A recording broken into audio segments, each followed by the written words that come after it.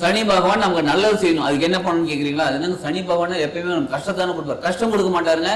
நம்ம என்ன செஞ்சிருக்கோமோ அதுக்கு திரும்பி விளைவு கொடுக்கக்கூடியதான் சனி பகவான். அப்ப நமக்கு நல்லது நடக்கணும், சனி பகவான் நமக்கு நல்லது செய்யணும், என்ன செய்யணும்னு கேட்குறீங்களா? தான தர்மம் கொடுக்கணும். ஏன் தான தர்மம் கொடுக்கணும்? சனி பகவானுக்கு ரொம்ப பிடிச்சது தான தர்மம். சரி, யாருக்கு தான தர்மம் கொடுக்கணும்?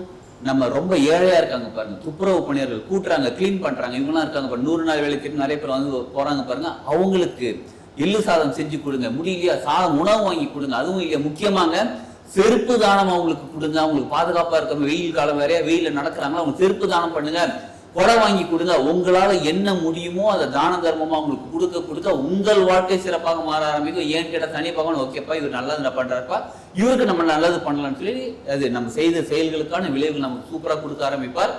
அதுவும் எப்படின்னா சின்ன விஷயம், ஒரு விஷயம் பண்ணா நான் 100 விஷயம் நம்ம கல்வி கொடுக்கக்கூடியவர் தான் சனி பகவான். அது செய்வோம், நம்ம வாழ்க்கையில சூப்பரா வாழ ஆரம்பிப்போம். வாழ்க வளம்.